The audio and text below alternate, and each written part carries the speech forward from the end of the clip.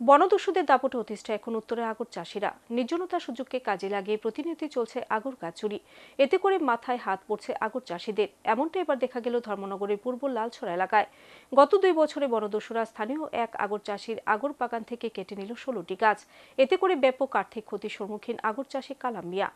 2 বছরের মধ্যে 16টি আগর গাছ চুরি করল চোরের দল। ঘটনা ধর্মনগর মহকুমার পূর্ব লালছড়া 5 নং ওয়ার্ড এলাকায়। এলাকার বাসিন্দা বিমল পালের কাছ থেকে 7 বছরের জন্য 8 লক্ষ টাকার বিনিময়ে 2 কানি জায়গা জুড়ে আগর বাগান লিজ নেয় ধর্মনগর মহকুমার ইয়াকুবনগরের বাসিন্দা কালাম মিয়া।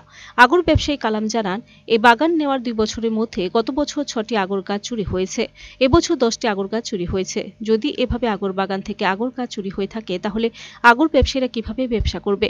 তাছাড়া এই ব্যবসার মাধ্যমে যে অর্থ সঞ্চয় করা হয় সেই অর্থ থেকে অসহায় গরিব বাচ্চাদের পড়াশোনা এবং দেখভালে সাহায্য করা হয়।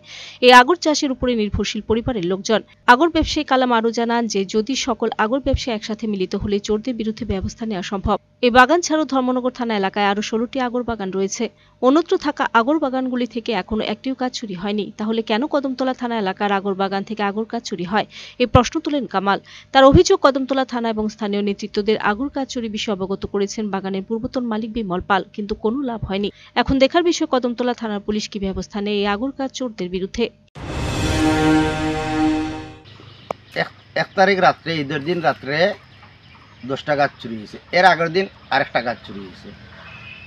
তো এরকম যদি হয়, একটা গাছ বড় করতে গেলে একটা ফুলা ফান্ডে যতটুক যত্ন করতে লাগে অতটুক একটাই বেশি মেহনত একটা গাছের তলে লাগে। আর এই কদমতলা পিএসের আন্ডারে আর সরাইবাড়ি পিএসের আন্ডারে শুনতে আসি প্রায় গাছ চুরি হইতেছে।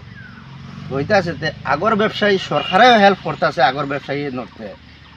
আমি ওটাও মানে প্রশাসনের কাছে বা ব্যবসায়ীর কাছে ওটাও যদি আমরা একজুট সব ব্যবসায়ী যদি হই, তো 1-2 জন চুরের কারণে বহুত গরিবের খেটো তারা লাত্তি মারতেছে।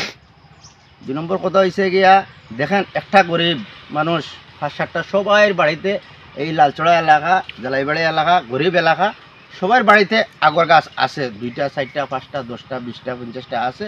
তো এই গাছটা কোনো মানুষ এমন একটা বিপদে পড়ছে, কেউর কাছে লিজ 5 বছর হলে 10 বছর বিক্রি করিয়া মাইয়া বিয়া দিতে আছে, ডাক্তারের কাছে যাইতে আছে। তো এইরকম চুরি চুরটা আমি যদি হয়, তে কেউ এই গাছগুলা লিজ রাখতো না বা গাছগুলা কিনিয়া রাখতো না। জায়গার মধ্যে খেলে মানুষের ভিতরে একটা আতঙ্ক ঢুকে গেছে। কিন্তু ধর্মনগরের এই সাইডে এই পাশে ধর্মনগর পিএস পানিসাগর পিএসের আন্ডারে আমার 16টা বাগান আছে। আজকে প্রায় 8 থেকে 10 বছর আমি আগর ব্যবসাটা করতেছি, আমি বাগান রাখি আর কি। এরকম প্রায় মানুষ নাহলে 50% মানুষে এই জালাইবাড়ি, ফুলবাড়ি, কদমতলা 50% মানুষে এই লিজ রাখি গরিব মানুষ বিপদে পড়ে, কোনো পয়সাওয়ালা মানুষ বিপদে পড়ে 5 বছর লাগে 7 বছর লাগে বাগানটা বিক্রি করে দেয়।